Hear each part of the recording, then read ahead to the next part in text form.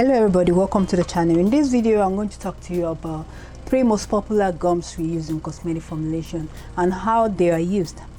Without wasting much of your time, we're going to start with Xanthan Gum.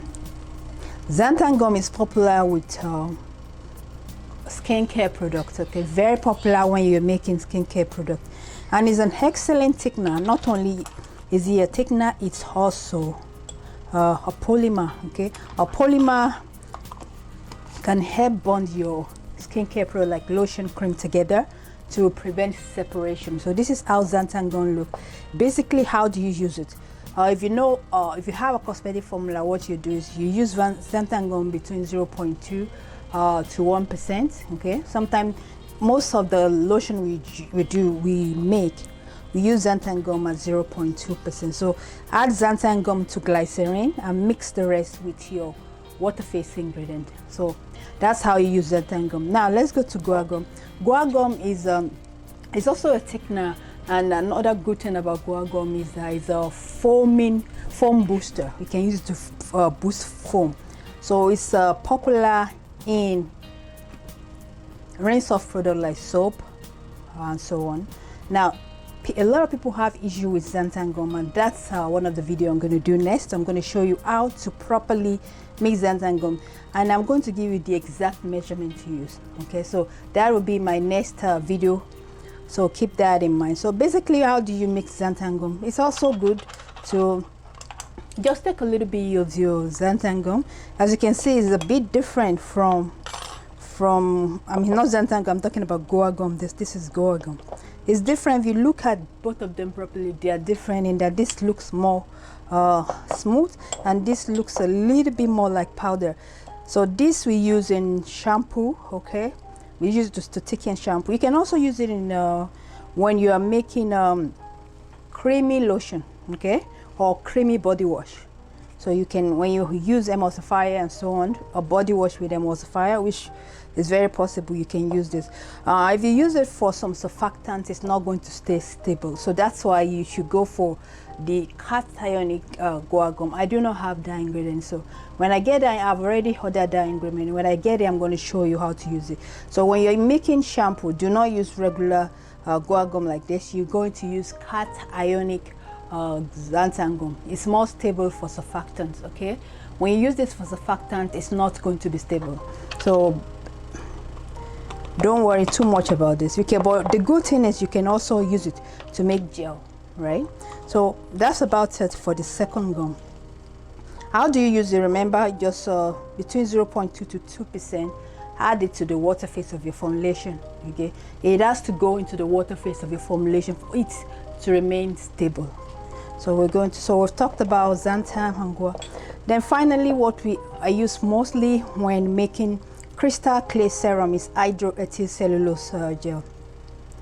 This is a very good polymer because it's natural. It's derived from wood, right? And it's more stable when you're making gel. If you want to use this to make hand sanitizer, for instance, it may not be stable because it doesn't work well with high alcohol content.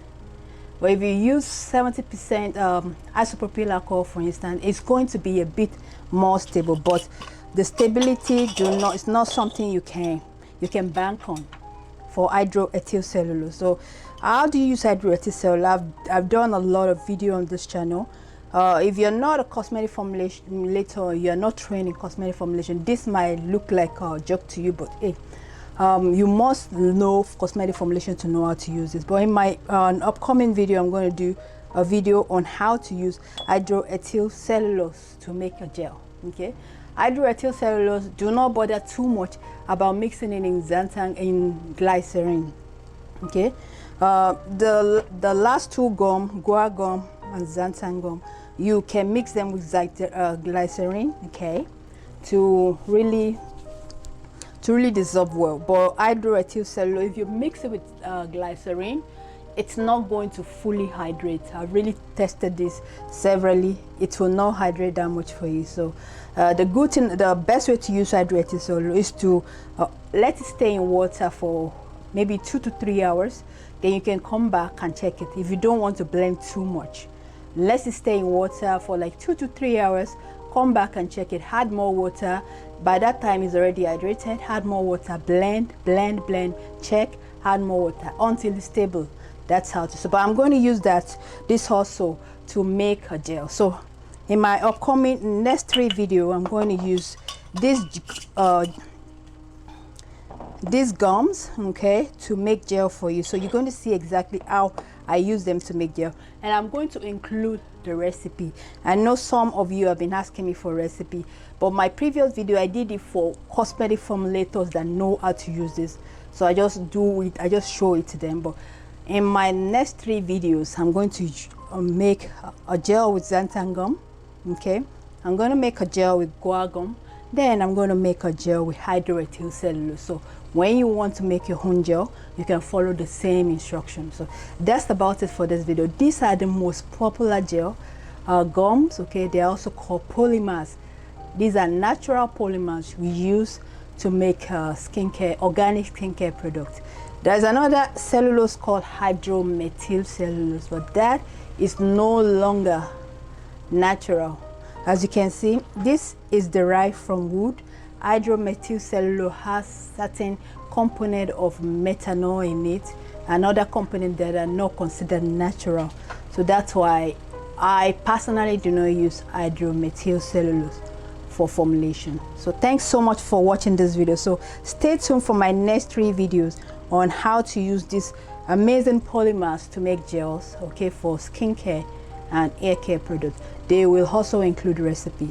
Thanks for watching. If you want to learn more about making simple skincare products, or if you want to learn cosmetic formulation, this is a channel for you. So click that subscribe button and the notification icon to be notified when I upload my next video. Thanks for watching.